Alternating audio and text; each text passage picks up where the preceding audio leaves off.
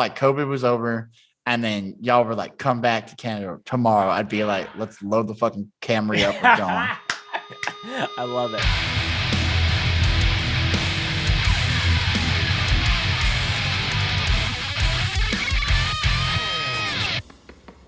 Check. What's up? It's Cam from these streets. This is the Scoped Exposure Podcast.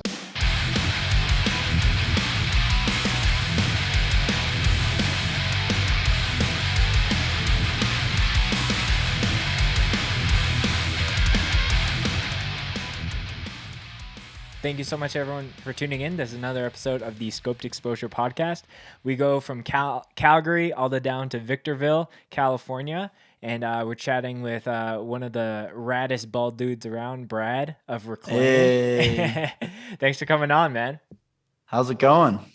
Oh, it's going. Today's Saturday. It's been a chill day. Or no, sorry, I keep getting it mixed up because today is actually Good Friday. So I have the day off, so that's messing with my what the fuck day it is. No, that's fine. I get that. Yeah, but it's good. Had some stuff, got some stuff done at home, doing this podcast. Very excited about that. How about you? How's your day going? Well, I got up like super early, did a session right before this, and knocked that out, and then now I'm here. Yeah, very sick. And I appreciate your time, Brad. Reclaim is a band that got put onto my radar kind of through the Wild West 2019 festival lineup. You guys got put onto that and have just been friends really ever since. And, I have nothing but good things to say about you guys, and definitely want to chat about you guys getting that opportunity to come up here and some of the things that happened prior. But for the few folks at home that might not know what you do in Reclaim and some of the other bands you're a part of, do you just want to give a formal introduction of, hey, I'm Brad and this is how I'm known in hardcore? Yeah. So I'm Brad. I play in Reclaim, Sweet Soul. I also record and do a lot of audio engineering stuff with Local Man Records. We are I'm from Victorville, California, all the way. No one knows what that place is, but I play drums in all those bands, and then I record, like I said. But I just a dude who loves music too much. Yeah. So I surround myself with it too much and involve myself in anything I can musically. Yeah, I find that a lot of people in the band sphere sometimes can let things get ahead of themselves and join too many bands, and then it's just like, it's all for the love of the game ultimately. So definitely. Yeah. So before we get into the music chats, we got to check some bevs. You ran out to grab yours, so it's tradition here for the guests to go first. So tell the folks at home what you're checking. I got two bevs. I got, the water, the Aquafina. Sick. Very good. Not a personal choice, but it's what I have here. Gotcha. And then blue cherry Gatorade. Blue cherry. Okay, I've never heard of that flavor before, so that's interesting. I grabbed the wrong flavor. I thought it was cool blue. And so now I'm stuck with it. It's not that bad, but yeah, not my first choice. Well, let's go one bev back. What is your go-to choice for bottled water? Because you're not fucking with Aquafina. So. I like Crystal Geyser. That's pretty good. Okay, interesting. Crystal Geyser is like the go-to. I usually get the big gallon of it, but sure. I usually every 2 weeks I restock the fridge at the warehouse that I record in. So we just had Aquafina, and now I'm out of Aquafina. So that's good riddance. The last one. Yep. Yeah. Well, now that it's documented here on the podcast, you can be like, never again will I stock Aquafina again. Nope. Crystal Geyser. This is a Crystal Geyser studio. I see. Got you. I'm not sure how closely you follow the podcast, but we got sponsored by a brewery here in Calgary called New Level, and they also do a craft soda, so I'm checking that. Yeah. So it's it's called the Pineapple Punch. It's essentially just like a cane sugary like pineapple juice, and it is unreal. I'm trying to put more folks onto that.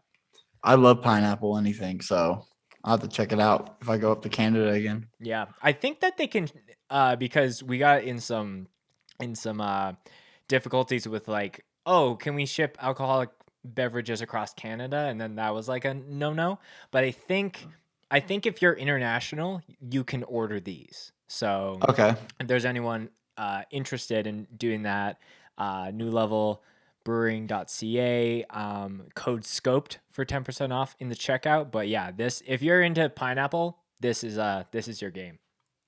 All right, for sure. I'm gonna have to use that code. Yeah. Are you on team pineapple for pizza as well? I don't mind it if it's on there. I'm not gonna complain about it, but it's not Sure. my go-to, you Right. know. Yeah. But I'll fuck pineapple up regardless. So anything I put pineapple on my tacos. Oh, okay. That's a That's move. what my Okay. dad he taught me this thing called Caribbean tacos. It's not really Caribbean, but he puts barbecue sauce and he puts pineapple on top of it, and Oh, it's wow. it's crazy. Barbecue sauce and pineapples on It nachos. Hmm. it's crazy. I can't explain it. I'm gonna have to try that next time I'm doing nachos and just get some Brad love on the nachos. Yep, the Brad special. The Brad special. I love it. Well, Brad, like I said before, Reclaim kind of came onto my radar, and I think the thing that always stood out to me about you guys is just like, how I think, showcasing some of the scene in the Victorville area and, putting on shows just before the fest came up, and you guys were just so um like present in the best way possible, if I can say it like that. Like, you guys were at the pre-show, you were at every day, you were like going off for bands, you were helping out bands take shit off the stage, and it was just so apparent that you guys were there for the core and not just like, hey, we're playing this hype festival in another country. So I have to say that so early on, because again, there's going to be a reoccurring thing. But any new guest on the podcast, I always ask how they got into heavy music, just to Yeah. get some context about some of those things. So take me back in time and tell me kind of like the Brad hardcore origin story, and we'll kind of start the episode there. So I want to shout out my mom and my stepdad for putting me on to heavy music. Oh, okay.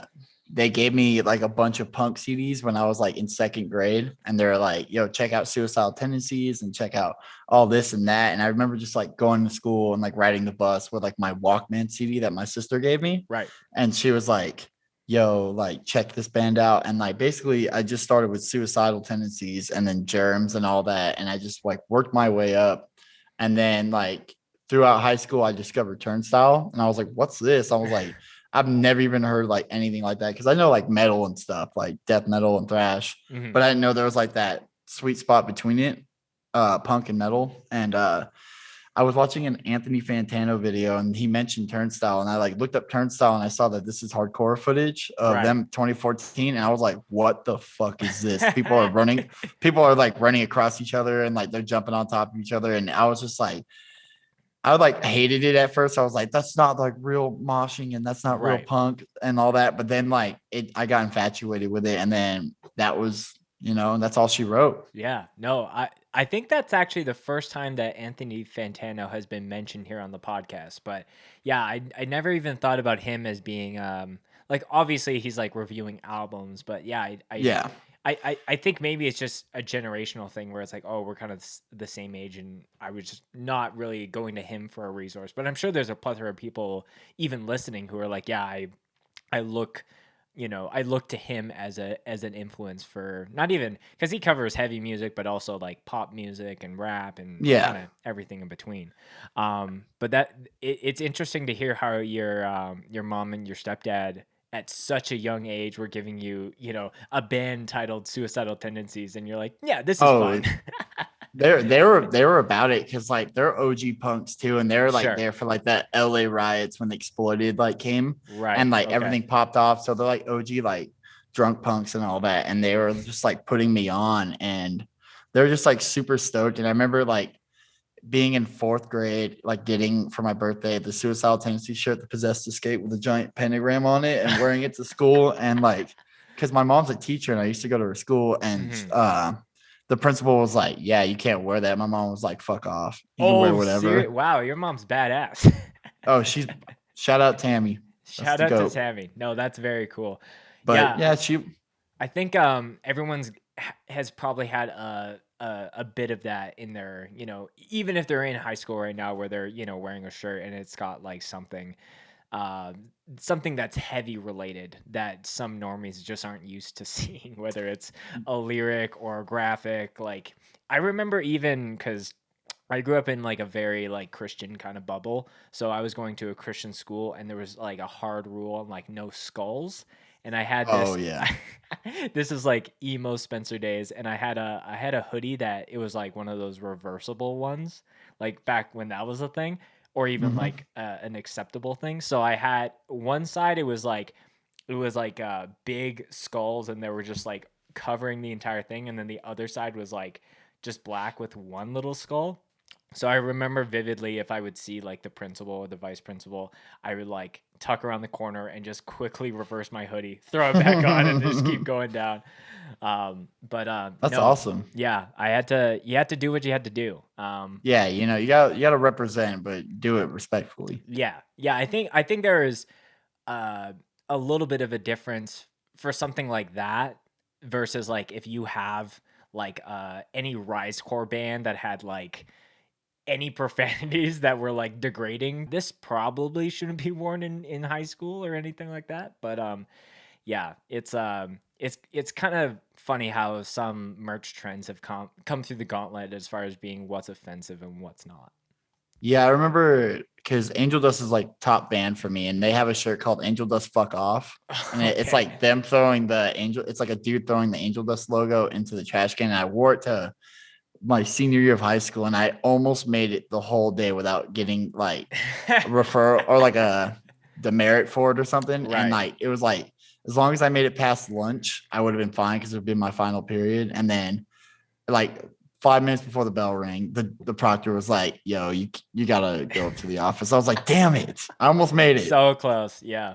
But fast forwarding a little bit to what you were saying before, just like seeing Turnstile, like I still think about how that band's live videos almost, I think, influence people to go to their shows and act the fool that a lot of those people do. Because I think that like I was kind of doing the same thing where I was like seeing these videos and just like, the band is really groovy and very vibey.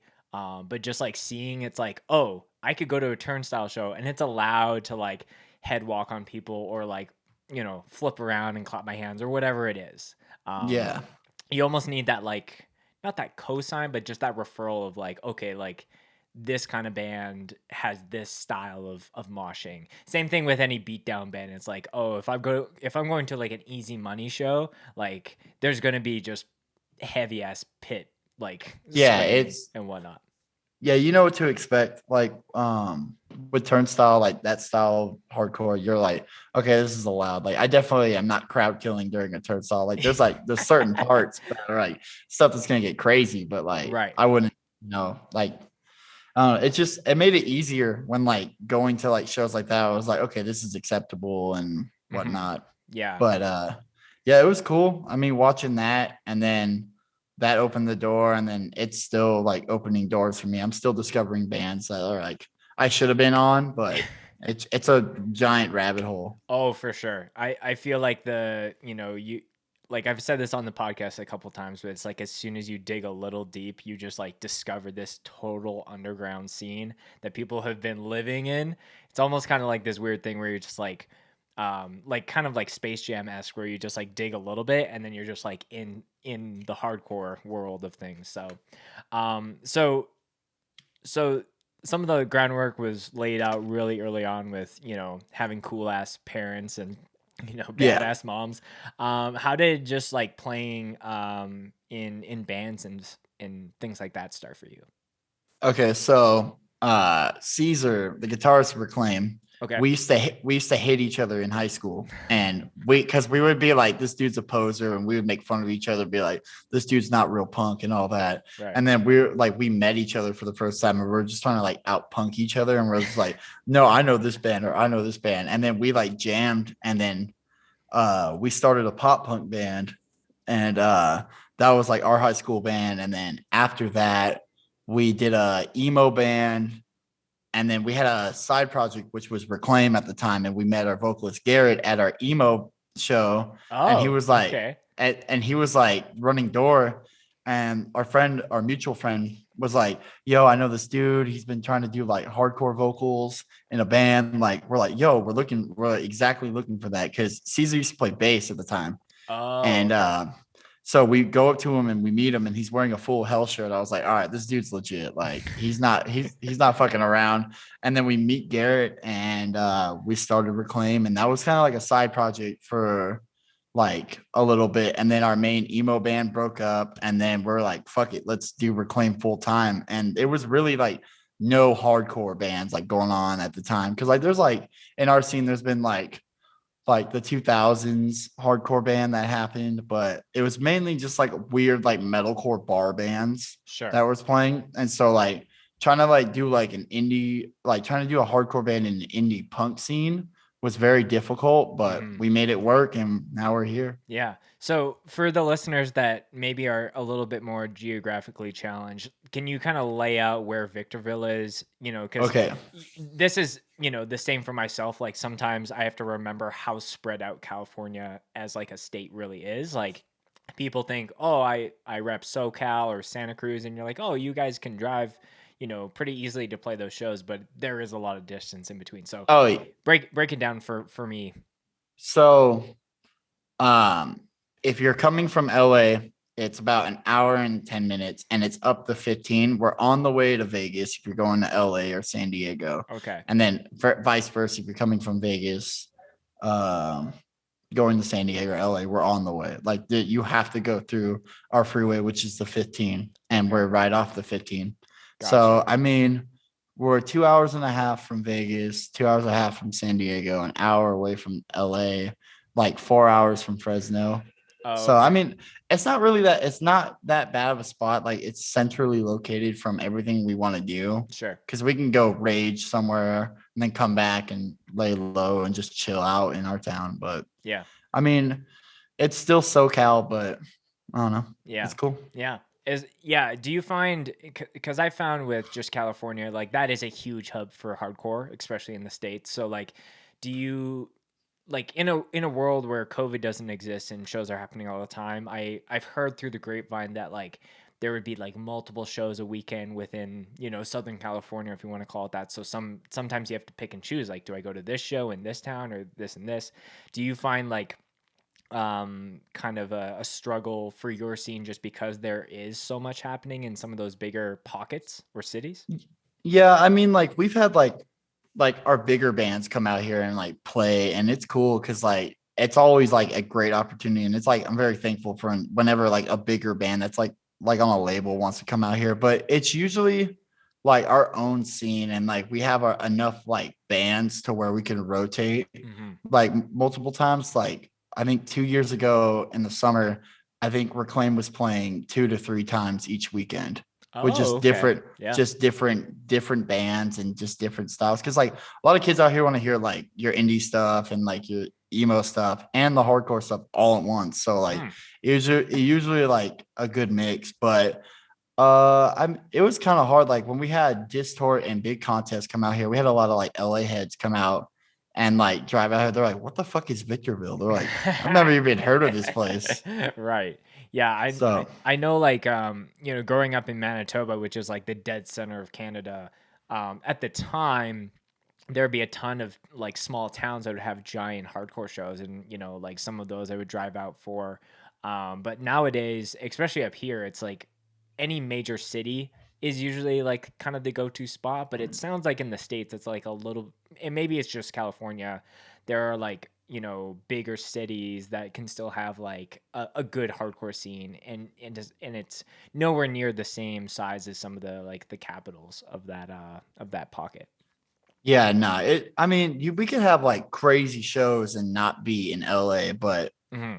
I mean, it's cool. I don't mind it. I don't care if I'm playing to like 30 people or like 150 people, but it's like it's so neat because like there's a lot of like smaller towns, and like when bigger bands come out and they play like that one like where they call it like the off day or like the shitty Sure. day where Yeah, like yeah. it's like, oh, I don't know what Victorville is, like it's gonna be a rough show. Let's just get it over with. And it ends up being like a really cool show. they'll remember it, and it's like, hey, we need an extra day between LA and Vegas while we play Victorville again, because the kids there are super down, and which they are. Like, it's so sick. Like, they always buy all the merch, and like people go broke and all that. Like, I remember when Give played out here, they all these kids just went crazy and bought all their hoodies and like all their shirts, and like then now we have like Crucial John's always like talking about us. He's like, yeah, don't forget about the kids who don't have anything that like come out.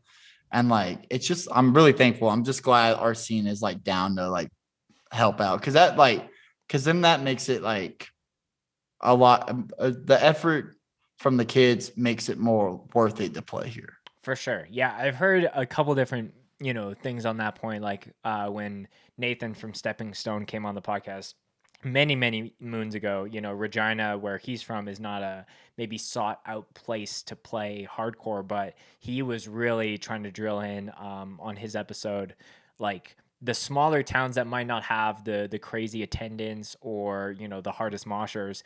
Most of the time, those shows, lots of people will be buying merch. People will just be more appreciative that like someone is actually rolling through their city or their town to play some live music. And I'm honestly like kind of interested when sorry, I'm trying to hold in a burp here. Now you're good.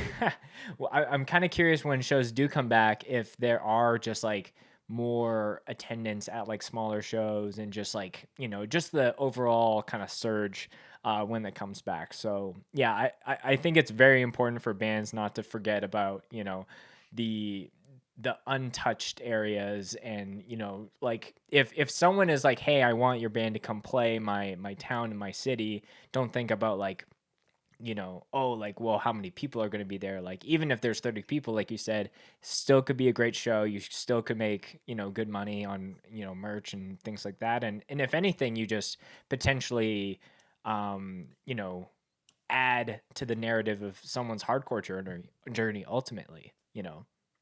Yeah, that's what I mean. Like, Reclaim never turns down a show. Like, even if it's like we are like tired and like destroyed, we'll still do it. And Right. like, we played 54 shows all of 2019, and it was like super crazy. But like, Yeah, to that's a think lot. about it, it is. It's Yeah. pretty much like every week. But to like, I would be.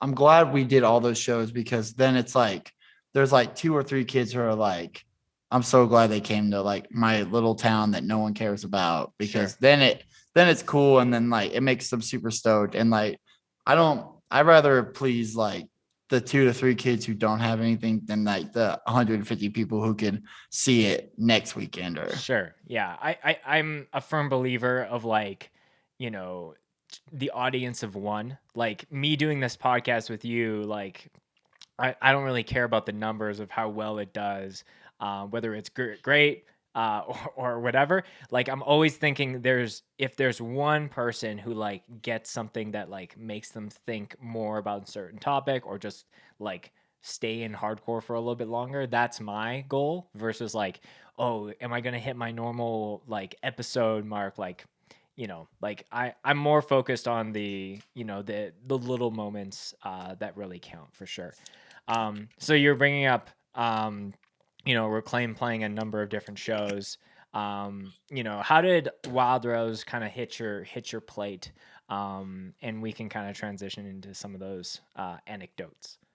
yeah, so I think one morning, because me and Caesar, I woke me, up.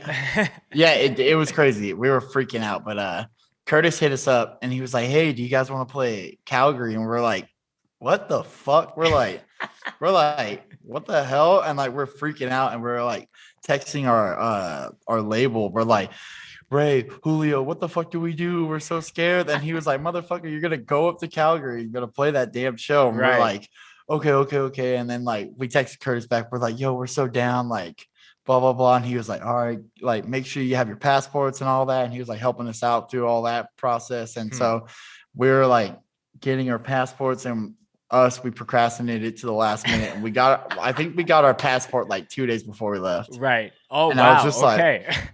like, woo. And I was scared. I was freaking out. Like, I'm just a hypochondriac, and I'm very paranoid about stuff. So like the whole drive in this and like in America was fine, like going up to like Montana. Yeah. And then as soon as we got to the border, I was freaking out. We didn't Right. have anything bad. I was just I don't want to get turned away. Right. Yeah.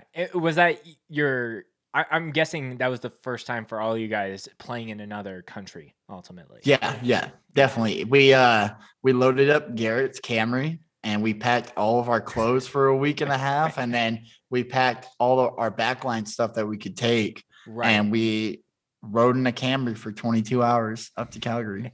Yeah, because I remember, obviously the lineup and the poster and all that got announced months earlier, but I started following you guys on Instagram, and to see you guys play a show like just before, and then to see all like the stories, as like it was fun. It was like I was kind of like coming up to Calgary with you guys through your Instagram, Yeah. which was awesome.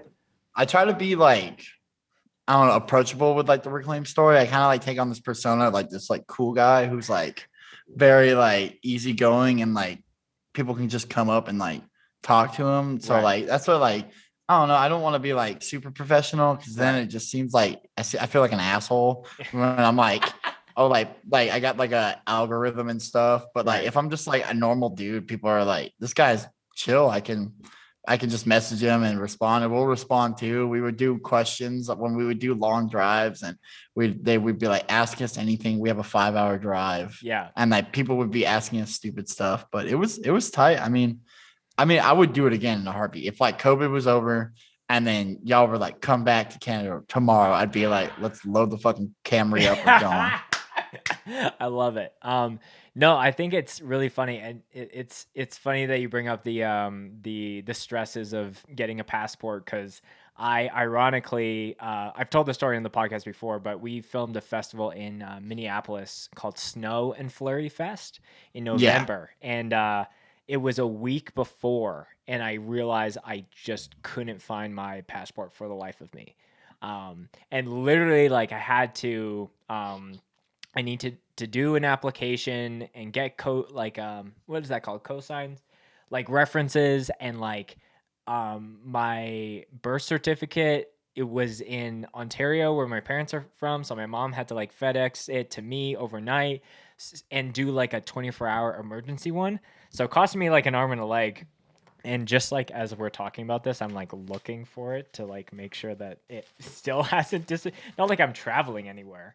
I have my passport card on me. That's Yeah. funny. Oh, I do have it. I was like having a mental panic attack. I'm like, I can't talk about losing my passport and lose it again. But no, it is, I do remember the first time that I went down to the States, because growing up in Winnipeg, we're only like an hour from the border, and then you're going another hour or so, and then you hit Grand Forks. So a lot of people in the city would do that because, at the time, I don't think certain like shopping stores weren't in Canada. So like I think Banana Republic was one for sure. So I had like friends who would go down and get their bougie clothes and then come home or whatever. But yeah, it's daunting because for the first time, because you just don't want to get turned away, and drive all the way back home. Yeah, that would. I don't think I could text Curtis and be like, "Yeah, we're not coming anymore. They turned us away." And like Yeah. it was funny. It was funny because like I'm gonna air Garrett out on this, but we were so when you go up to the border, they go from 3 lanes to 1, and so they can like funnel everybody in single file. Okay. Yeah. And single file, and there was a big giant red stop sign, and Garrett didn't see it, so he follows the car behind him, and Oh no, the border that's patrol like Border 101. and then the border patrol leans out the window. He's like, "Get back! What are you doing? Get back!" And I'm like freaking out. My heart's in my fucking throat. I thought I was gonna die, and like I was like having a panic attack, and we're like screaming at like Garrett. We're like, "Oh!" like that, and we're like freaking out. And he's like, "Dude, chill, chill, chill." And then he like kind of backs up and like reverses. And then we drive up, and the dude was like, "Hey, you didn't see the stop sign back there?" And he's like super chill and calm. And like Yeah. we were we were freaking out. And then he was like, "Oh, you guys are playing a festival." He's like, "Where's all the instruments?" I was like, "In the trunk." And he's like, "Well, have fun, rock and roll." And then we drove up. Rock and roll, brother. That's so funny. Yeah, he kind of like grilled you, and then it was like, nah, it's all good. Just make Yeah, sure you don't dude. have any drugs or anything in the car. Dude, it was so crazy. We were scared. And we're like, there it is. Garrett just fucked us. We're so fucked. It's over. Turn around. Yeah. I'm trying to remember. Yeah, because like if there are, that's always the scary thing because I met someone. We were going down for a fest. Drove from Winnipeg to Wilmar, Minnesota. I think it was for it's called Sunshine Fest. It was like a Christian music festival that happened just around there. So you have like Face Down bands and Solid State Records bands. Is that right? Solid State? That doesn't matter. But he had all this stuff on his. He had issues when he was playing in a band that was from the States, but he lived in Canada. And so he would cross the border all the time. And then I think that they caught wind of that and then like denied him. And then that stays on your card. So because he was in the van. I was taking down like my parents' van. I had like 8 people in there, and he was in the back. And as soon as like his passport gets scanned, it's like pulled in, and then like like going through everything. And he's like, "Oh yeah, I should have told you guys that I have issues here at the Yeah. border." Yeah, that'd been nice. Yeah, but no, that's too funny. So you guys got asked to play. You came up, and it sounded like you guys kind of budgeted a good amount of time to be up here. Before we get into that, let's reverse a little bit. So you guys played, like, and maybe this is an overall kind of topic that we can hit on as far as a lot of the shows that I've seen you guys play are very like true DIY kind of venues. Like I've seen lots of garages, people's backyards. So is that kind of like out of necessity because there isn't like as many venue options, or the venues are 18 plus and a lot of the kids there are under 18?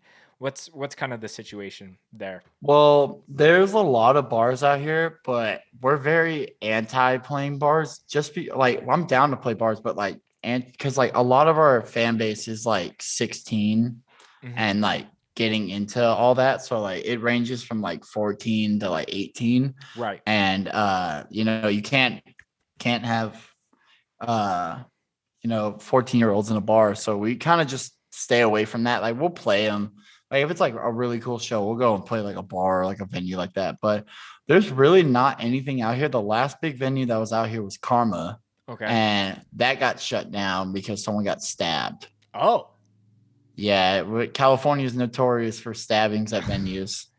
Wow. Especially our neck of the woods. We're kind of dangerous out here. Damn. All right. Yeah. But I mean, we had like Unearth and like Hatebreed and Cannibal Corpse and like Suicide Silence play that club. But now we have just like little DIY venues. Like the studio I record in now, it was a DIY venue, but since COVID happened, I kind of just took it over. And they're like, yeah, because it's all like a communal thing here. So Sure. like it's 10 people putting in.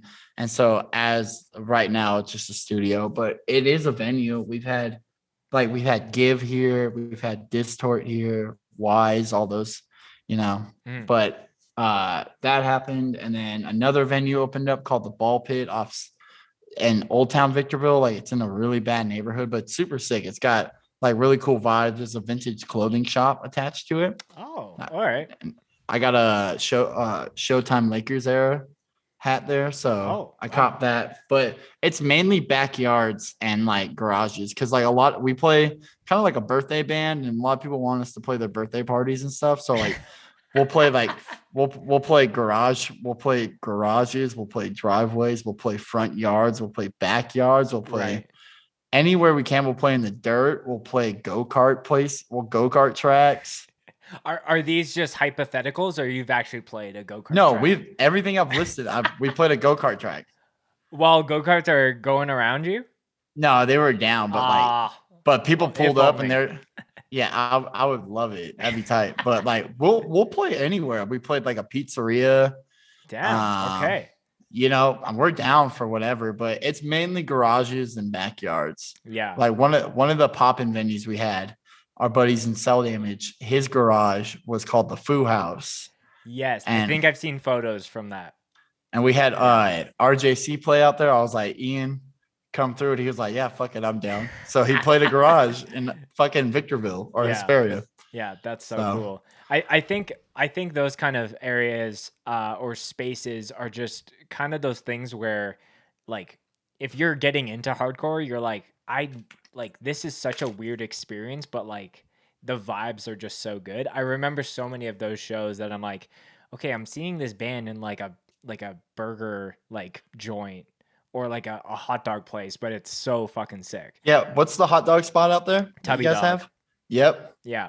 That Yeah, that's one that I'll plug. I remember when I was first getting into hardcore, there was this video of Expire playing. I think it's called Burgerville, and it's in Portland, Oregon. yep. And I think their singer starts the set off like it's so crazy because you see all these like hardcore kids, and like some of the tables are cleared to play in this little like it's an older restaurant, so like it's kind of has like those walls to kind of like section off certain areas. So there's like an area where the bands can play, but people are like standing on chairs and stuff.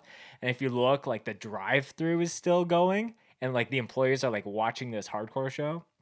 But the singer starts the set off essentially being like, "All right, this is a little weird, but let's make it a little weirder." And then it just Yeah. explodes, and people are just going off. I mean, like people have popped up in weird places. Like after seeing that, I was like, let's go play in our favorite Mexican food spot.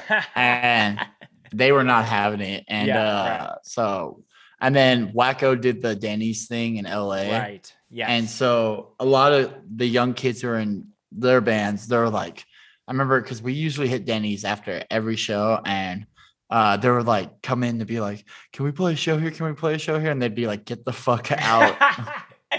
Yeah, like I'm sure like I'm almost certain that like corporate Denny's has talked about that video, and it's like we will never have any show of any kind here. Like I don't care about the genre of music. We can't have this happen again. I would love to be able to ask some of those guys about that night because that meme is like just a part of hardcore history ultimately It now. is. It is now. It's Yeah. like up there with the dude proposing to his girlfriend in the pit. Have you seen that photo? Yeah, and there's the guy who's like kicking, and he's got Yeah, I have seen that one. that's up there. You should get them on there too and just be like a couples edition. Yeah, a couple. Yeah, maybe Valentine's Day 2022. Yeah. I will tease this. We have we're trying to figure out the right kind of debut of it, but we're gonna have a soundboard for the podcast for like doing group ones with Jordan and Cole and the other guys who are part of the team. And the what the fuck is up Denny's is gonna be like a soundboard that we can just have on demand at all times. And there's a number of other ones. I think that there's that one video. I'm gonna see if I can quickly look it up. But he's like in Europe, and he just like is screaming like, "Hardcore will never die." I don't know if you've seen that one. I don't know. I've never heard of that one. I'll play the audio. I don't know I if remember. you'll be able to hear it. Oh, here it is.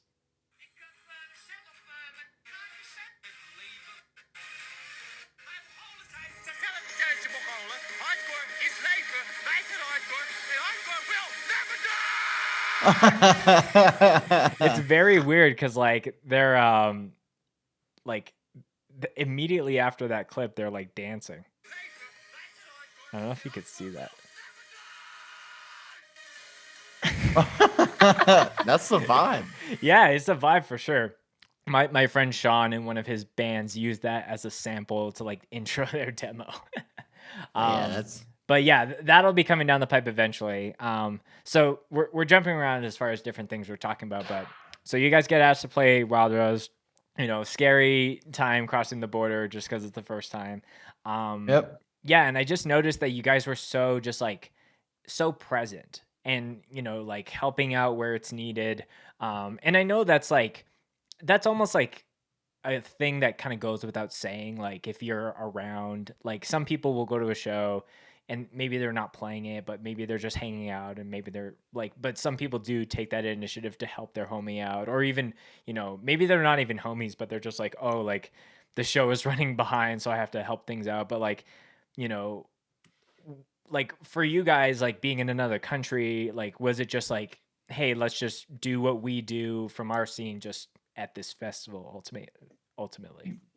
Yeah, I mean, so like with that, we treated like obviously it was a big thing for us, but like we just because like I've learned that like not to like put things on pedestals like that and make it bigger than it should be. So Sure. like I mean, Wild Rose was like a big experience and like a great opportunity for us, but we just treated it as like if we were going to a backyard show like 10 minutes away from our house. Sure. And we were just like, let's help them out. They've been super nice and like letting us stay in their houses and like housing us and taking us to cool like spots to eat and just overall letting us be here. So like we're like it's like the least we can do. It's like so we had like Robert was tuning drums up and setting gear up, all that. We're helping like everybody set up like the Royal Legion and all that, and just Hmm. like making sure everything was running right. And we're like low key running door and like security for like the gear area and all that. And it was just I don't know, it was just it was natural to do that. Like Yeah. Yeah. it was like an instinct. Yeah, no, and that was very cool because I remember vividly because people would. It's so weird, especially I think in my position where I film bands, and whether I have like a one-on-one chat with them before their set or after. Like sometimes I'm just running around, making sure is the audio going, like is my batteries charged. That sometimes I start to form friendships with people like after that happens. But you guys were kind of like just around so much, so there was so many interactions that we've had. And I remember vividly all you guys came up to the merch table because that was one of the first times that we actually had like multiple shirts that people can buy, and you're like, yeah, like we want, like we want to grab one. And I was like, oh, okay, just like I don't I can't remember who in the band was asking me, but you guys all picked up something, and it was just cool to see, multiple weeks and months after that festival, and you guys are playing shows down there, to see like, you know, like, and I'm sure every band kind of feels that, where it's like cool to see your shirt at like a show that maybe you're not even playing, but just to see like multiple members of your bands like repping the scoped brand ultimately was like very cool for me, and just very humbling. So Yeah, no, we were down. As soon as we saw the WCHC, we're like, we gotta get it. And it had all the territories on it. yeah. We were all about it. And then it has the giant big scoped exposure on the back. We just love like big printed stuff and like just like representation. But yeah, we were about it. Like anything we could that can get like anything Canadian related, we were like, we gotta come back and like flex on all our homies and Right. stuff and be like, we went to Canada. But no, it's a that shirt's in the main rotation. It stays in the rotation. I was trying to find it today so I can wear it on the For the podcast, podcast. but No, I that's couldn't funny. find it. But I remember I wear it a lot when I do disc golfing, and a lot of Oh, people are okay. like, they're like, what the fuck is that? I was just like, Western Canada hardcore. Yeah. No, it's funny because, I think, just, representing where you're from in hardcore is like, it's kind of strange because you don't really see that in a lot of other things. So, like, a lot of people, like, same thing for you guys. Like, I'm sure you would rather say we're from Victorville versus we're from California, Yeah. because there's more pride in, like, it's this area. But yeah, it's just cool to hear you say like, yeah, we wanted to get some like Canadian merch, and for us it was just like, oh, this is just a shirt with some letters, that I coined. Yeah. I Yeah, mean, but I still hold this whole trip like very near and dear to my heart. for But sure. like, Yeah. like I still watch all the scoped exposure wild rose footage. Like I Yep. remember when we got asked, we're like, let's look this up, and we're watching the Vamakara set, Right. the Yeah. 2018 sets, and we're just like, this place is fucking huge. We're gonna be playing here. Yeah. And like it was crazy. We are like so stoked. But yeah, no, we came up here, bought all your merch, or we bought everyone got a piece of merch from you, and it was super Right. sick. And like we met everybody, and like just working and like helping everybody out was super sick. Yeah, and I think that's a big goal for like any person anywhere, as far as like bringing in a band to their maybe smaller scene and hoping that it's a good experience. So, when that band goes back to maybe a larger scene or a larger pocket, that is just like the word of mouth starts to spread of like, yo, we have to go up to Canada, we got to go up to Calgary, and play shows, versus like, oh, it only needs to be Wild Rose? Because I'm sure like, I hope that the experience was great for you guys. So it's like, we just want to go back. Like it doesn't even need to Oh be, yeah, it a doesn't even festival have to be. opportunity. Yeah. Yeah, we're like Wild Rose or not, we're coming back. Yeah. Like it doesn't matter. Like we were like talking to other people, and we're like, when we get out there, we want to get tatted by Jay. We want to, you know. That's so funny. As far as things that are kind of happening right now with Reclaim, you guys actually did like a kind of like a live session or a pre-recorded thing super recently. You did it at I saw that it's under the Encore High School. Mhm. So did one of you guys, is that one of your old high schools that you went to? That's so Garrett didn't go there, but all three of us went there. We all Oh, graduated from okay. there. And Oh, crazy. Okay. yeah, we all that's where we all met. And uh Robert works there as a like a proctor custodian. And Oh, okay. so like Okay, that's the during hookup. yeah, so during like he was like talking about it, he's like, fuck it, let's just go on like because it's a giant theater where they would put like performances on and like theater plays. Yeah. And I remember like just running around there and doing like a lot of like music performances on there and all Mhm. that. And we're like, fuck it, let's do it. And so while we're in there, I was just getting like crazy nostalgia from like high school and just being like, Oh, I can only um, imagine. Yeah. and I was just like, oh, Yeah. I remember doing this here and that. But it was cool. We got to set it up. It was kind of stressful because like we took like the whole week to set everything up, make sure everything was like right. And then um we were supposed to do it with our buddies Cell Damage, but they ended up like not being able to make it. So they came out and helped film. That's why we have like 3 angles and all Yeah. that. So yeah, it was filmed by Danny of Cell Damage. And it was tight. I used all my gear and we did like a live session and it looked super cool. And it like shocked a lot of people because like there's like, what the fuck? Like at a high school. And I Yeah. thought it was, I kind of want to do more sessions and just keep doing them in weirder spots. Like I want to do it like, I want to do another band like in the alley behind the tattoo shop we go. And I think that'd be like a weird place or like just like at a car wash or something. Like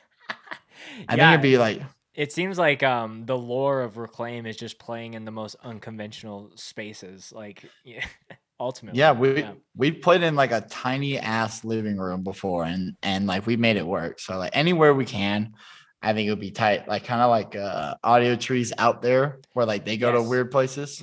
Yeah. I think no, it is cool to hear like that was your old like stomping grounds originally, like being in that high school. So it's like, man, I remember when like I asked that girl out over there and she said no, or like this dude like punched me in the face, or I got tripped, or I like dropped my books, like so many. I'm sure if my band, like now that I live in Calgary, it's like I didn't grow up here, so I like if we did something where one of the guys like went to school, I'm sure it would just be trippy to no end. Yeah, I remember like posting on my Instagram story and like maybe like I don't know how many people. I got like 100 like messages being like, "What the fuck are you doing there? Like, what are you guys doing and shit?" They're like, "What's going on?" I was just like, "Nah, y'all can't find out." And we were sitting on that for like a good 2-3 months Oh wow, okay, yeah. because we did that over Thanksgiving break. Okay. Um, I just thought of this, and I think about this all the time. Do you remember your locker combination? Oh, Where we didn't have lockers Oh, at you our didn't school. have lockers. Oh, okay. They were banned because of the whole like because we when we were going to high school that was like the rise of like the school shootings and stuff. So that they Okay. got rid of all of them. And it's funny because our old high school is an old detention center. Oh, really? It's like a old juvenile hall, and so like in each of the classrooms they have breakout rooms where that Oh, they what? would put like people who would like freak out and like get crazy. They would like lock them up, and they had like cages and like plastic walls and stuff Oh where my like they would like gosh. watch people. It's pretty fucked up. Our school was So like our detention was literally like you're being thrown into like solitary confinement. yeah, and we didn't have like regular periods. We had 9 periods a day. Oh no, not 9 periods. We had 5 periods a day, and we had 2 different days. We had A and B days. Oh, So okay. we would have 1 through 5. Or no, we would have 1 through 4, and we had mandatory study hall between before lunch. So it would go first period, and then we had crazy long passing periods and like nutrition breaks. Like we had 10-minute passing periods. Oh, okay. We're like, what the fuck? Like, but like looking at it now, it seems fucking crazy. But we had first break and then the second, third, study hall, lunch, and then fourth period. Yeah, no, that is so like being, being out of high school for 10 years now is so trippy to think about that world and how much, like, I don't know. This is, I guess it's subjective because some people are like, they wish, they could go back to being in high school and having very little responsibilities and, not having the freedom of being an adult. But I think being an adult is just way sicker. Obviously, there's way more stresses and bullshit you have to deal with. But, like to think that I had to be somewhere from 9 to 5 and learn stuff that like largely doesn't apply to any of my life right now, is kooky for sure. Yeah, I mean, I don't miss school. The only thing I miss about it is like the social aspect where I can Sure. see like all my friends were in one spot. Yes. And so like I miss that. But besides that, school could fuck off. Yeah, most definitely. So you were mentioning, you're in kind of your studio where you record bands. You did a session just before starting this. Have you always done everything recording wise for Reclaim? Yeah, so we did everything I've done is all been me. It's you can hear the evolution of how I've gotten to where I am now. But Sure. on the last Reclaim stuff, the Break EP that was pressed, I mixed it, and my buddy who went to school for it helped me on it, and then we went to Will Killingsworth for mastering because I don't know how to master that good. Yeah. Right. So we went to him and he busted it out. But yeah, it's kind of easier for us to like do it with me because then I don't have to like we don't have to be annoying to another engineer or another studio, be like, oh, can you do it this way or that? And like, it's just like we can take our time with stuff and like we don't have to like, there's no pressure. Yeah. So it's just easier. It's a cool option to have. Yeah, yeah. I think that's like I've talked about it multiple times on the podcast, but like when you're forming a band, sometimes it just like falls into your lap where, oh, this person is a graphic designer. So like kind of like shirts for the most part are kind of like all covered. Like I just posted a podcast today with with Jake of Judiciary, and he was just talking about like, yeah, I can design stuff if it's just a simple graphic, but there are some ideas that are just like too out of the realm of like what I'm capable of doing. So it sounds very similar on your end where it's like, yeah, I can record stuff and I can make it sound sick, but like when it comes to, doing something maybe on the mastering, that's where we should outsource Yeah. and send it off. That's what I'll tell people too. Like when they record me, be like, I'll master it, but like it's not gonna be like what you want it to be. Like I highly recommend you outsource mastering to somebody else. Yeah. Yeah. But it's super cool. I mean, I've been doing it for like 5 or 6 years now. Mm-hmm. And then just And how did that start? Was it just like, hey, no one's recording in Victorville, and we gotta have recordings of some kind, and I'll learn this shit myself? yeah, so when our emo band was going, we were demoing out on a 2-channel thing, and I did drums. I did it fucking ass backward, and I did it 6 times per each track, and I did kick, snare, tom, and then 2 overheads. So I did each song three times for the drums, and it was just sounded so bad. And then we're like, we need to upgrade. And it originally started with my other buddy, and he kind of like fell off. He was like, yeah, just take it over. And then like I started like working on it more, and I was like, oh, I see potential in this. And now I'm just full-fledged with it, and I'm just going hard and just keep upgrading and Yeah. all that. But yeah, essentially it was no one knows how to do it. And our buddy had like a little 2-channel interface, and he was like, yeah, it got go hard. And so I remember like using many different emails for trials for plugins and like amp sims and like Right. Yeah. just trying to get the best things we can. But yeah, it was a nightmare at the beginning. Yeah. And I think a lot of those passions are just like, you're just like so obsessed, like, on the YouTube, just like searching the tutorials of how to do this. Like, I remember a lot of, I didn't go to school really for anything video related. Like, I did a little bit of, it was kind of like 2 to 3 month intensive courses. When I was working for a job, my boss was like really adamant, like, yeah, you should go to school. But like, I can confidently say, like, sitting in those classes, I'm like, I know 99% of this shit. And like, there would be times where I would walk out of that class with maybe 2 or 3 new little tricks up my sleeve. But a lot of it is just like, whether you're like an artist or you're recording bands or trying to like learn Photoshop, like the information is out there, and there's a lot of, not like misinformation, but sometimes you need to know how you're gonna like search for something. Because like the wording sometimes gets confusing on Google or whatever, but I think it's a like a trial by fire kind of thing. And you'll really know if you want to do it, if you're willing to, you know, almost go mad trying to Oh, figure I've that shit out. Yeah.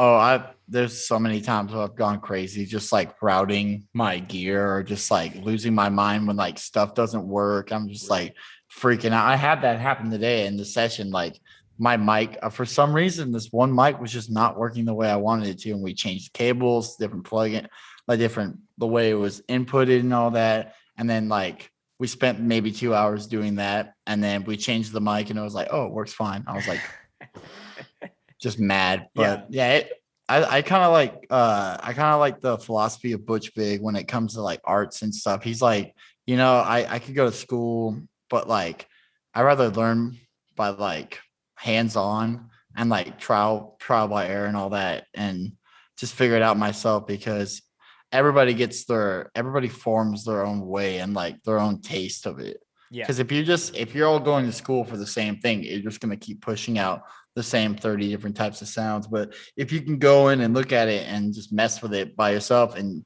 have it sound the way you want it to, or like look the way you want it to and make it look good, then someone out there is going to be like, that looks sick. Right. And then there's going to be more people like that. Like that's what like the term art is subjective. Like what I might think sounds good, other people will be like, no, it doesn't. That's not what I like. Mm-hmm. Yeah. Or like what you think like photos or videos look good. Mm-hmm. Other people will be like, oh, that's not my vibe. Right. Yeah. I think it's like, and I think school as well, like, teaches you in a perfect world. And anything with anything creative, there's always going to be those things that are unexpected. Like you said, like, why the fuck is this microphone not working? And you have to, like, I feel being self-taught, it forces you to like adapt as you're running into obstacles. Because there's been so many times filming shows, editing something where something doesn't go right, and I'm like trying to maneuver it. And I think school doesn't really prep you for that. They're like, this is your A to B process. And like, that's all good and dandy, but there's not those scenarios where it's like, hey, I need to post this podcast for tomorrow. And for some reason, it's just not rendering. So it's like, okay, I got to duplicate the project file. I'll duplicate the sequence. I'll re-export the screen recording from the Zune, and then it finally works. And so it's like, yeah.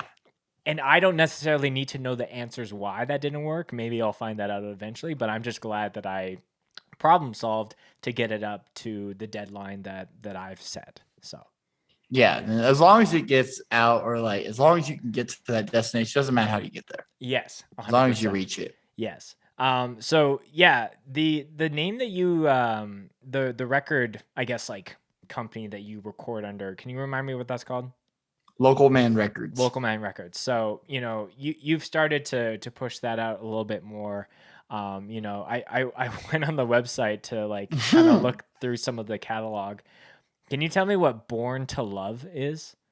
Oh, that's my solo project. That's my okay. So that's I was like going through. I was like, oh, okay. Here's a photo of Brad shirtless with like a peacock scarf. Yep. I was like, okay, I need to know more about this. It's just like I like a lot of like 80s synthwave and like 80s dance music. So Yeah. like I was just messing around one day and like just making like drum patterns and like synth lines, and then I was like, I'm gonna go full-fledged with it. And I like wrote a whole like song out, and then I wrote another one, and then I still have like 8 more songs that to release and like finish. But I was just like, because we had me and Caesar had another project called Car Bomb, and it was like basically stuff like that. And then we realized like there's a band called Car Bomb, And then Taylor from Sweet Soul, he heard it. He's like, "What the fuck? Put it out." And I was like, "Nah." And he's like, "Either you're gonna let me sing on it, or you're just gonna put it out." And I was like, "Fine, I'll put it out." And then I was like, "I like the name Born to Love," and like, I think it's funny. And then like, I don't remember what I titled it, but I know it's just Born to Love, and I'm shirtless. And those are like old promo photos too. Promo photos for Reclaim or something else? No, my friend just wanted to take photos of me, and they had a lot of clothing and like just different items see. I could use. Yeah. So I was rocking a bunch of that. There's like photos of me and Caesar looking like Fez from that 70s show, and Yeah. like prop guns and stuff. So it's fun. But yeah, Born to Love solo project, LP coming out. I don't know when, but Yeah, at some point. No, I was like, sometimes I like to, just go through and ask some of the weirder questions of like, okay, what's dude, the that's context fine. behind this? Yeah, bring it on. Anything weird? Do you still do your podcast called Bald? BALD? Yeah. Yeah, badass lovable dudes. Yeah.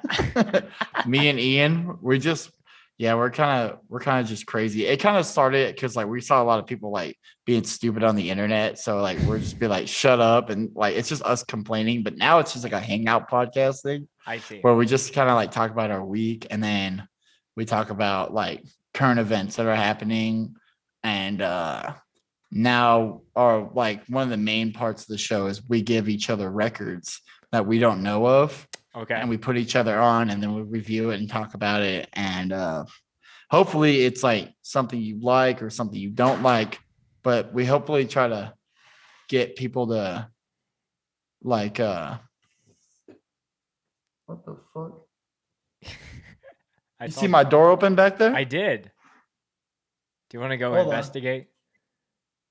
Oh no. Yeah, hold on. Okay.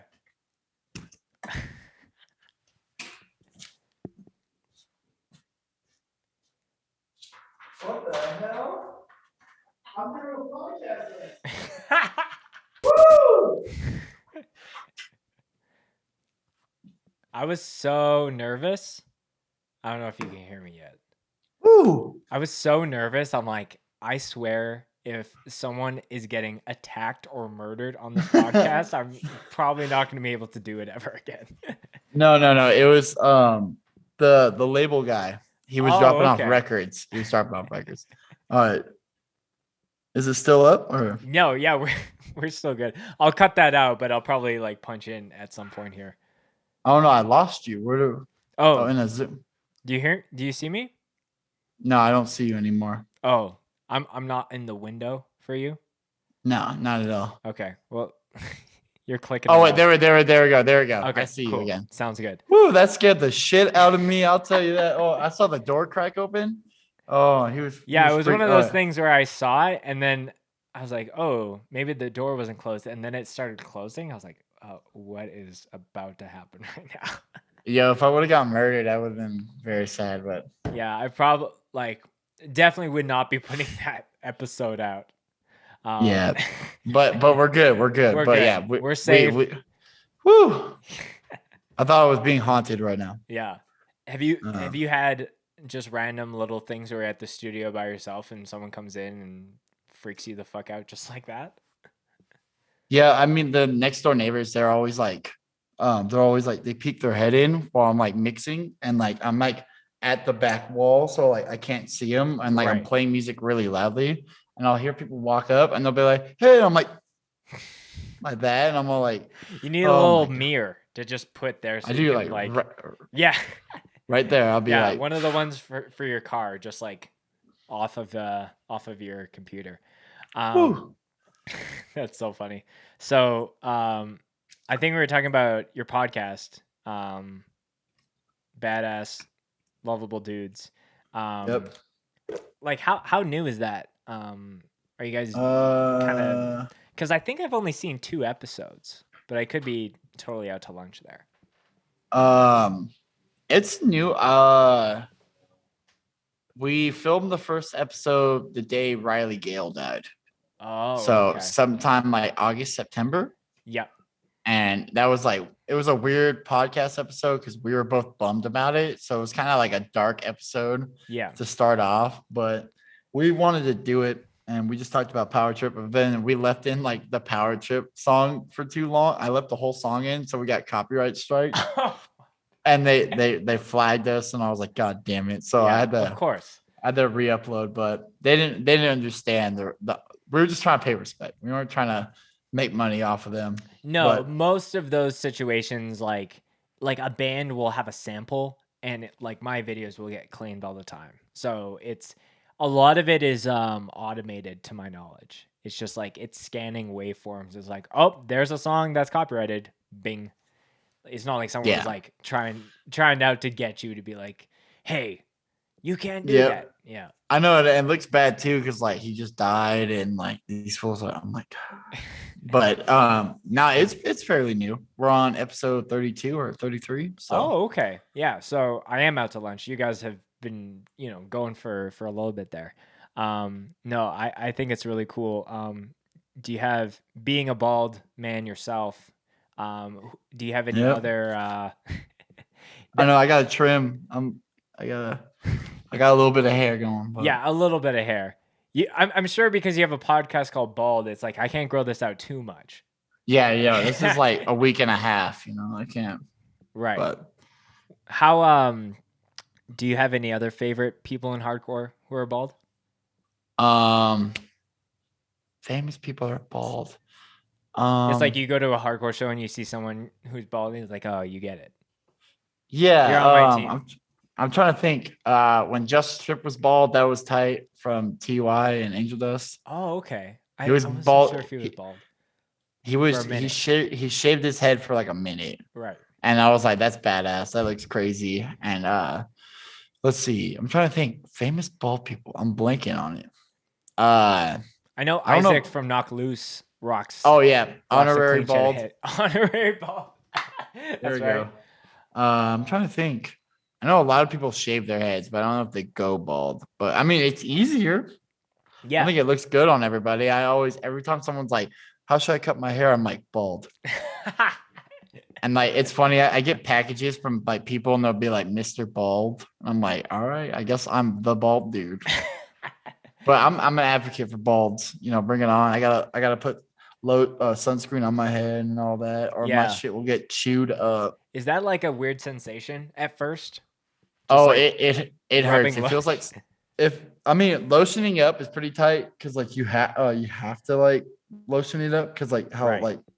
like close you get when you cut it, but like rubbing it feels good. Right. Like when you're like rubbing it in, but like a sunburn on the head, oh, it's the worst shit in the world. Yeah, I'm terrible for like just applying sunscreen in the summer anyway, so I can't even imagine having to do that, keeping that due diligence so high just for the top of my dome. So Yeah, it's bad. It feels like someone's grabbing your head and just squeezing your skull. ugh. That's the It's just worst. because and then like you touch it and take the shower and it just burns. It's awful. Yeah, because like being in the shower and the water going on the top of your head is nice, but if that's tampered with and a little raw, that does not sound fun at all. I mean, after getting like sunburned and hitting the shower, it's nice, but like not on the head. It's fucking awful. Aloe vera on the head though, that's pretty nice. Oh, okay, that's interesting. Nice cooling sensation. Yeah, that's sick. Another band that I know that you play in as well is Sweet Soul. I Yep. think, is that band a little bit newer? Because I think I saw you posted, I think one of the latest releases, and I threw it on the playlist and have started to follow the band kind of since then. So what's been the behind the scenes of that? And before you say that, I also noticed that a lot of members of Reclaim also play in Sweet Soul. Just me. Oh, okay. I thought. We just Caesar will fill in sometimes. Like we have a lot of because so with the story the how we all met, we were playing a show in LA. Yeah. And we met Sweet Soul and we're like super stoked. Like we heard the demo, we're like, yo, this is super sick, like blah blah blah and all that. And like we saw them play and they did like a badass Misfits cover. And we're like, fuck yeah. And like, we're like talking to Taylor and like, I don't know if it was Kyle, but we're like, where the fuck are you guys from? They're like, we're from Barstow. And that's like 30 minutes up the 15 from us. So it's basically high Oh, desert still. okay. We're like, Yeah. what the fuck? We're like, that's crazy. And Garrett's like, yo, Taylor, what's up, dude? And I was like, what the fuck you know him? He's like, yeah, like him and Ian from Sweet Soul, Hmm. like live 30 minutes away. We're like, what the fuck? And then so like we started like hanging out with them more. And like we interviewed Taylor, me and Caesar did for the Local Man podcast a long time ago. And then he started hanging out. And then he was like, yo, do you want to play drums for us? I was like, fuck yeah, I love this fucking band. Yeah. And then we started playing shows. And then like maybe a month after being in a band, he was like, yo, we're gonna put out an LP on Extinction Burst and New Morality Zine. And so they're like, we gotta write this record in a week. And I was like, all right, let's do it. So Wow. for a week, I busted drums out writing because he had like a demo of all the stuff. And I was like, I'm not gonna play what the demo had, like the little garage band drummer. So I basically spent like I think maybe 5 hours each day trying to like write to it. And Okay. we went into Paradise Records with Colin Knight and did the LP that's out now. It took a year. Yeah, that's crazy. Yeah. Like, do you think that that came to be just because you guys were so pressed for time? Because I find like sometimes it's like, we'll record at this time. Like a lot of things with like Endgame or, just my band ventures have been like, we have a date and we're just working towards that date. And if we don't like hit our targets, kind of like everything kind of falls apart. So it's like, at least that's there to like fuel us versus like, yeah, we'll get to it next weekend. And then a year goes by. Yeah, well, but the Sweet Soul record, there was not really a time frame. We kind of wanted it to come out for the summer because it's like a good summer record. It's like a nice vibe. Right. So,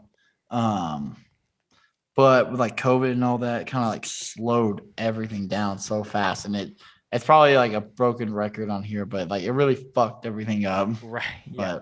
But yeah, it was cool. We were gonna do a lot of cool stuff, but all that. But hopefully, everyone's getting vaccinated and all that, so we can speed the process up a little bit more. But yeah, we did Sweet Soul, and then we recorded that in January last year, and we sat on that and got the test presses in the summer, and then we're like, fuck yeah, let's put it out. And it took like forever at the plant because of COVID and all that. Yeah. Like any band doing anything on a physical release like that is just like, I have friends who are like, yeah, here's the record, here's like the MP3 file, but like the vinyl is gonna take at least 6 months, if that. So it's I'm kind of curious because it seems like that is a supply and demand kind of thing where like there's a lot of demand for vinyl, especially in our day and age right now, but just not a lot of places that do it. So like hopefully people, maybe there's someone out there making another cool vinyl plant that will be like, hey, you can get your records out in a month or whatever it is. But I'm not privy to a lot of those things. And there's do you know Jack White from the White Stripes? Yes. Yeah. So he has a thing out. I forget where the fuck he's located at, Chicago or Tennessee. I don't know, something like that. But you can go and he has a microphone set up on a stage. You can go and record like a 1-track thing and they'll process it and they'll cut the vinyl right there. It's like Really? it's Wow. pretty sick. I think Adam from Mythbusters did an episode on it on YouTube. And he Wow, records okay. his little YouTube show intro on a ukulele, and then they walk you through the process of like they go to the studio back there and then they master it and get it all set up and then they cut the vinyl on it. It's pretty Yeah, tight. you can like go home with it. That's crazy. Yeah, it's Huh. a single. It's single. I don't know if it's a 45 or a 7-inch, but it's pretty sick. Yeah. Yeah. That's probably like, one of those things that's like, the people in Mythbusters or huge bands have those opportunities, and because I'm sure if that was just available to the public, they would just be so booked up, and then it's just another one of those places that has a long wait time. Yeah, I'm curious. Has Reclaim ever done anything for vinyl before? Yeah, we did our recent release break on we did a 7-inch, two variants. We did black and blue. Oh, okay, cool. Yeah, I think And then that is like a kind of a one of the next goals for my music shit is just having, a vinyl, and I can kind of customize some of the splatter patterns and all that, because I think that's always the collector's aspect for vinyl. It's just like having, oh, I got the green and pink or whatever it is versus just black. But yeah, that's cool. yeah, that's what I mean. With the Sweet Soul stuff, we picked orange and green to go with the cover. Mhm. And then I was like, I want a fucking gold colored record so I can tell people I have a gold record. And I was joking around, but then we got the records. I was like, holy fuck. Yeah. I was like, holy shit, it worked. Yeah. So You have to get a special light to kind of shine up onto it, so it just sparkles that much more. and I'm gonna get it all framed and everything. I'll put like I'll like Photoshop it to make it like #1 Billboard or something like that. Make it look crazy. Yeah. Did you see the when God's Hate posted their Billboard numbers and it said #1 in violence? Dude, yeah, that was awesome. That record is so good. That's like been the main loop. Yeah, it's unreal. Like the fact that I think every track but one starts with a sample. That shit is mind blowing to me. It Yeah. just feels like it flows so nicely, and every song is just like, okay, time to go this beast mode again and again.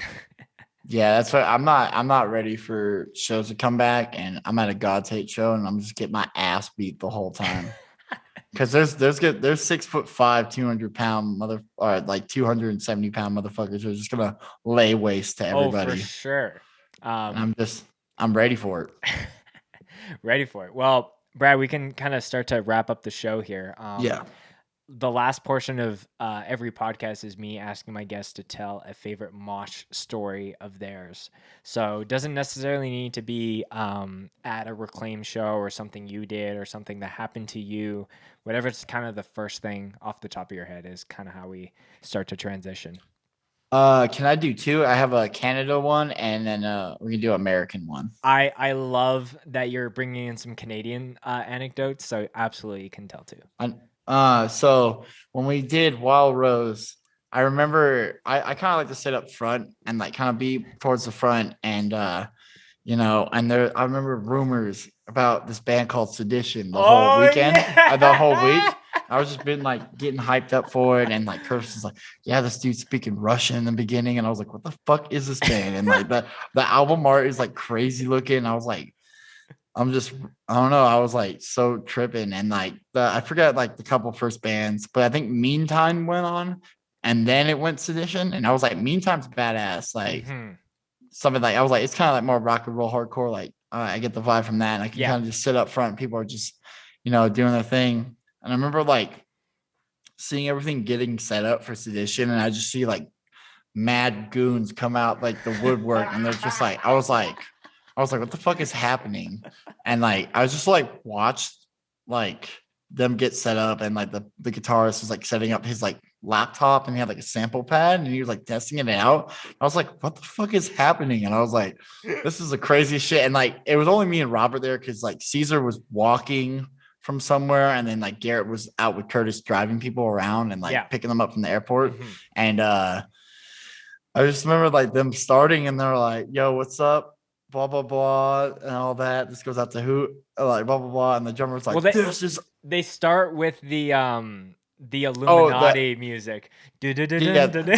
Oh yeah, the X-Files theme. Yes. And then it was like, and then everybody, it's like the sirens are going off and shit, and people are like freaking out. They're like cartwheels and shit. I was like, what the fuck is happening? And then like the drummer goes, this is Ottawa hardcore, and then it pops off, and I was like, oh my god, I'm gonna get fucking killed right now. And then like big ass, they look like rugby players and shit, and they were just beating ass the whole time, and I was like, I gotta get out of here. And so like I stepped back. Man, I love that you're telling all this. Yeah, I stepped back, and I was like, holy fuck. And I almost got hit too. And I was like, I can't. I got a whole couple days left in Canada. I gotta stay awake. Yeah, I can't die in this country. And then I remember like watching this and like all the samples going off, and I was just like, this is a fucking band. I was like, there's no way this is a band. And like after that, I punished people with their EP and their single, and I was just playing it over and over again. Like I got down here and I was like, dude, y'all all gotta check this shit out. This shit's crazy. And I was just like eagerly waiting the footage to come out. And like when it finally came out, I was like, look at this crazy shit, dude. I was like, I was a part of that. I was like, Yeah. this is Oh fucking man, chaos. it brings me so much joy that you brought up this edition stuff. And there's my And dog in the background just barking. Give me 1 second because I definitely want to chat Sedition. Yeah, it makes me so happy that you brought up Sedition. For those that don't know, band out of Ottawa, not a band anymore. To my knowledge, it's not important how that band ended, but that is one of my most coveted sets that I had filmed. It was just like I knew when the first announcement for the festival came out and they were on it. I'm like, that's the set. That's the set that's just going to be the thing that everyone's going to talk about in anticipation and after. And yeah, blown away. Like just it was so many moments of just sheer chaos. it was kind of like Bigfoot or like the Jersey Devil. It was like, is it gonna Yes. happen? Or like the way Right. people were hyping it up and talking about, there was like, I was so scared of it. And then like Curtis was like giving us a little taste of it here and there, and then like Cody and Jay were talking about it, and I was just like, all right, sure. And then I remember it being like, oh, this is a band, like looking down at the past. And I'm like, oh, this is Sedition's next. Like, let's listen to them. And yeah, that shit popped off, and I was like freaking out. And then they did the Hatebreed cover, and I was like, there's no mercy. I was like, they just want to fucking just steamroll. Yeah, and you know, if there's, it's funny that you bring up the video because the video was so like it it was supposed to come out very timely to that festival, and then kind of shit hit the fan. That band kind of exploded and fell apart.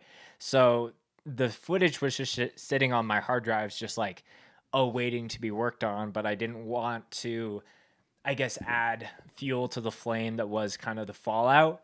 And then just, I think it was, honestly, I think it was COVID because, you know, we were running out of show content. And I was like, I have this sick ass set that I had edited. We just need to mix the audio, and then reached out to some of the members, you know, who are in different, you know, walks of life now. And they all were like, yeah, I think you can post it now. And get very happy that I did, and clearly, you know, made a lot of other people very happy to see what unfolded on that day. So yeah, if you Yeah. haven't, go watch that Sedition set. You can go check them out. Yeah, no, that story, that's a good one. I'm glad that you brought that up. And then the American edition, we were playing our first out of town show, and it was a bad day because just shit wasn't working right. It took forever to get down to where we were playing. Mhm. And our guitar strings, Caesar's guitar strings broke immediately, and luckily there was a left-handed guitarist there. Oh And yeah, so- that's ultra scary. And so Yeah. we were able to pull it off, and it was our last song we played. It's probably the craziest song we have. And like during the last part, a dude immediately snaps his fucking leg, and then just like, and then just like on the ground, and like we're still, I don't know if we stopped or kept going, but like the dude's like, yeah, this happens all the time or something like that. And I was like, what the fuck?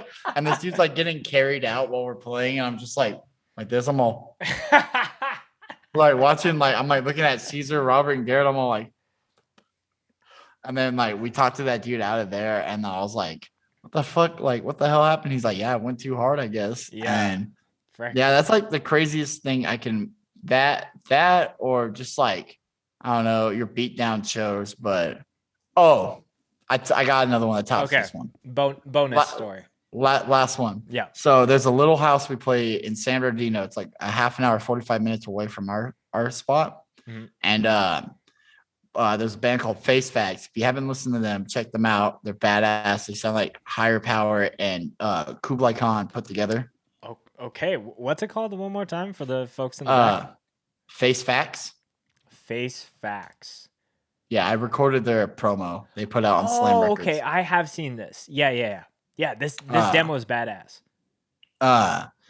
So they were playing, and they're very notorious for being ass beaters. And it's a little tiny, like small house, like a maybe 2-3 bedroom house. Okay. And we play in the living room, and we're up against like the back of the wall, and that's where the bands are. And everyone piles in, but the closer you keep getting to the bands, that's like more of the danger zone. And like, but there's like nowhere safe there. Like after like what goes down in this story, you realize there's nowhere safe. Sure. And so what it is, they have you come in through the front, and they go around the back gate, and you come in through the back door up into the living room where the kitchen is. And everyone's starting to like pile in because everyone knows like the repetition of face backs and all that. And it started popping, and like they started playing, and I remember some dude jumping over the crowd and like punching through, and he almost hits me. And I was like, I gotta move or something. And it maybe one of the beatdown parts happened, and there's a fish tank inside the fucking kitchen. Oh, no. And the beatdown happens, and one of the dudes who was running the shows, his brother just grabs people and just pushes everyone into it and fucking destroys the fish tank. All these fish are just going everywhere. There's water everywhere. I remember like taking like a 45-minute break during the show to lay towels down and like soak up all the water and stuff.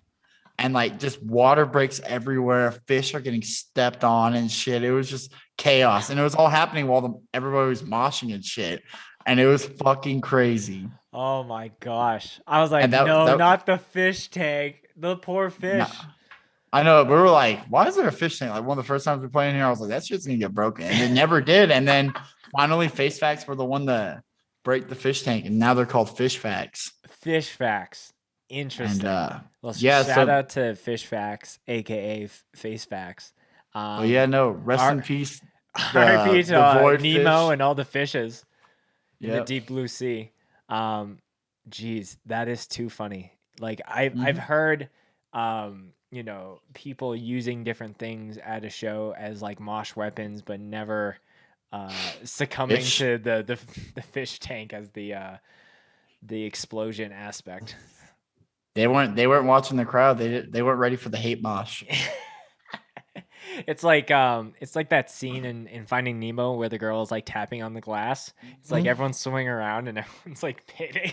Mm-hmm. It's like that'd be Finding Nemo Part 2. Yeah. That'll be in the void. San Bernardino.